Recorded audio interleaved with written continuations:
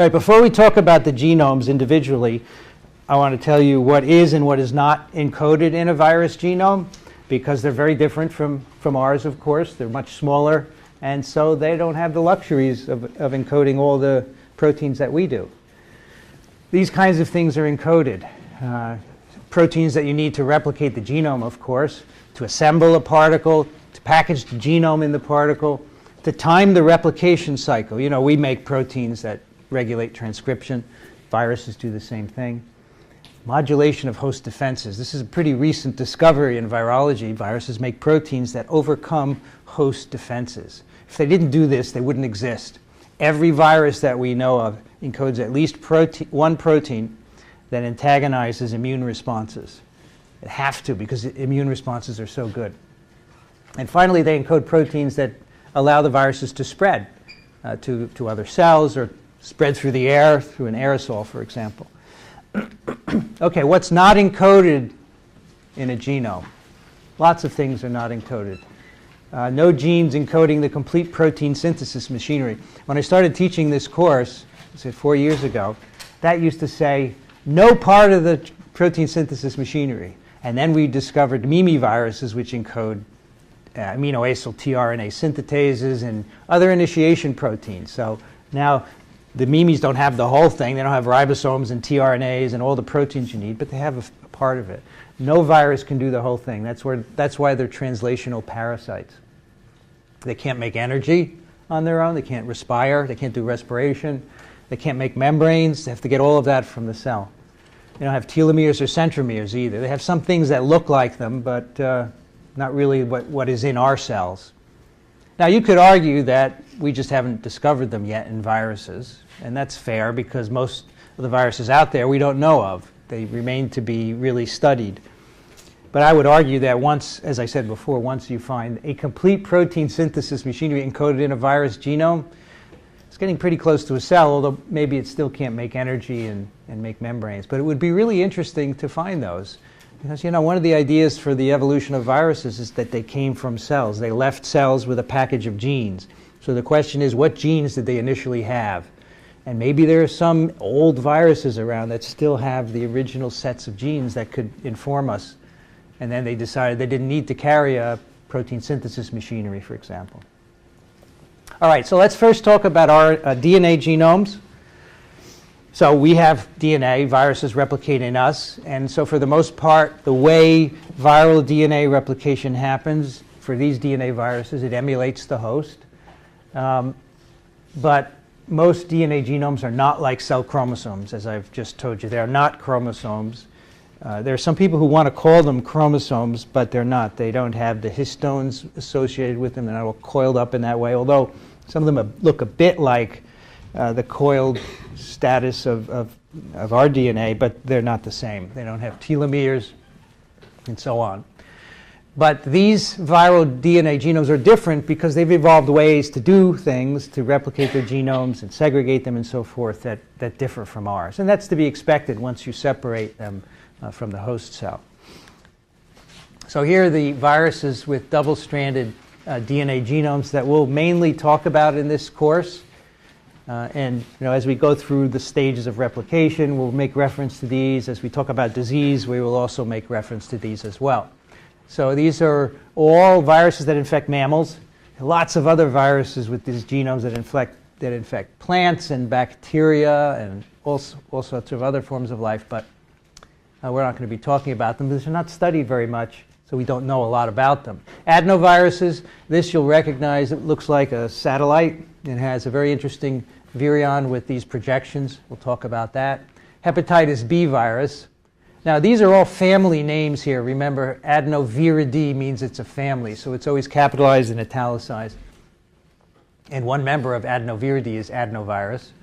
Hepatitis B virus, that might be hard for you to pick up from a diagram.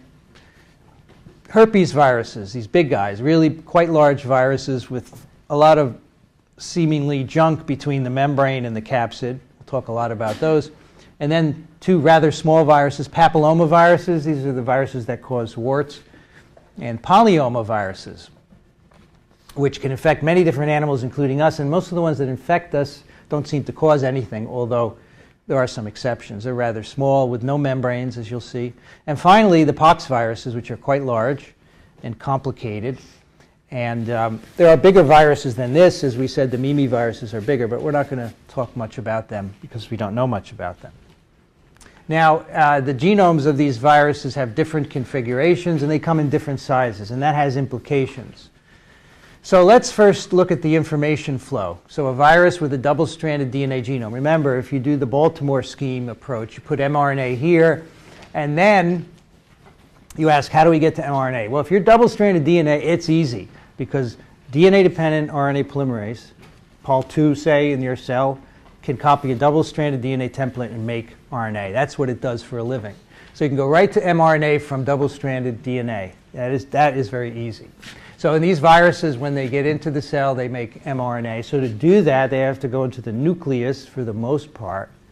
There's one exception, which I'll tell you. Go in the nucleus, make mRNA. That has to go back out in the cytoplasm. This is normal cell biology to make proteins. The genome has to replicate.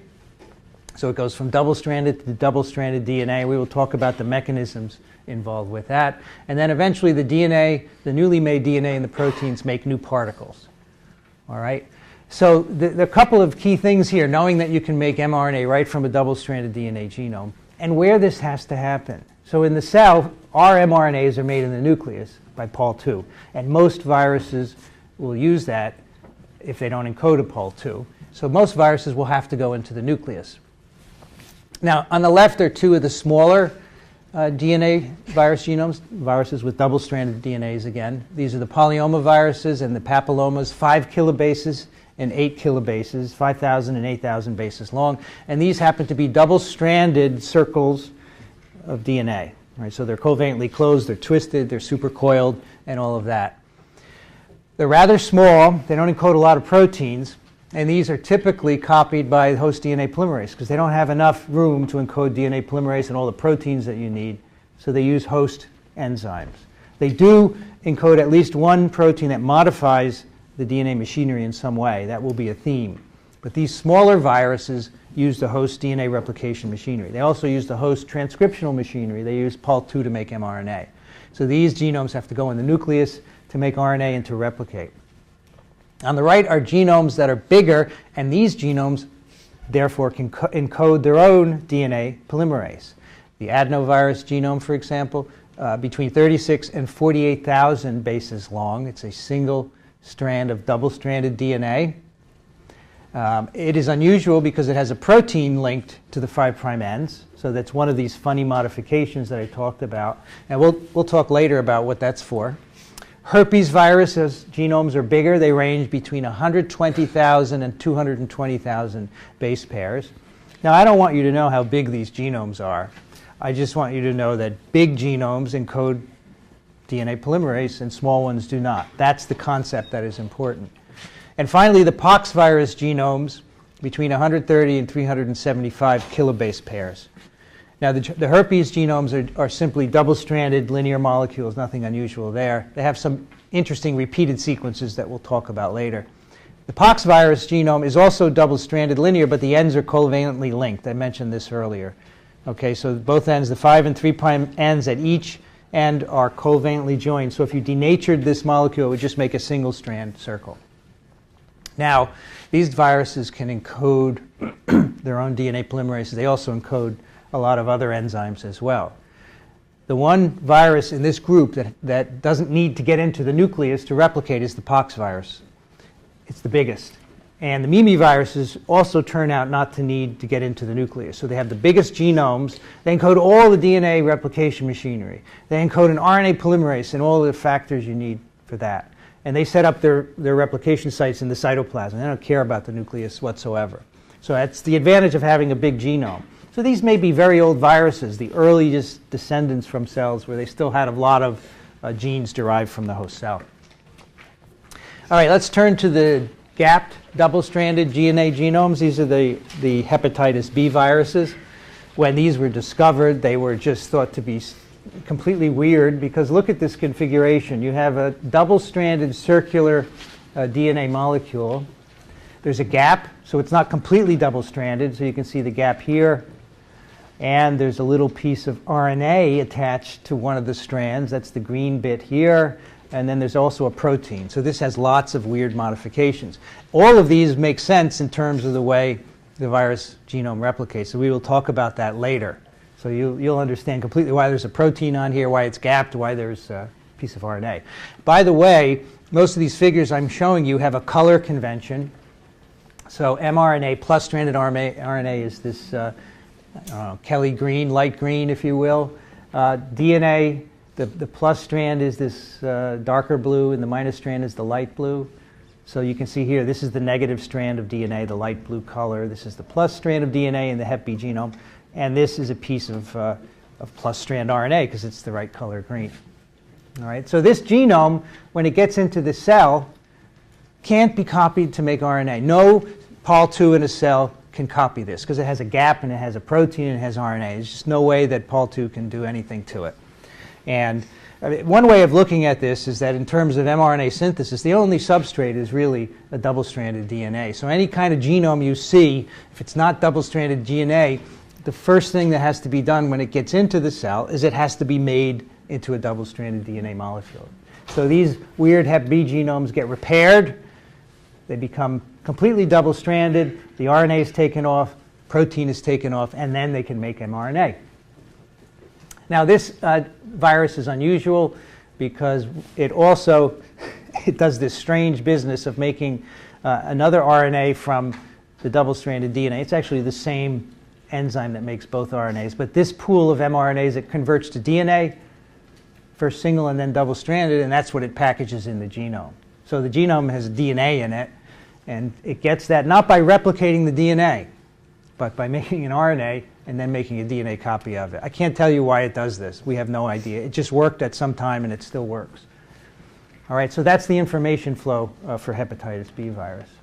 Single-stranded DNA genomes. Single strands can't be copied into mRNA. Remember that. Only double-stranded DNA among the DNAs can be copied into mRNA. So a virus with a single-stranded DNA genome, whether it's packaging either the plus or the minus strand, has to be converted to double-stranded DNA, which is then transcribed by the host RNA polymerase.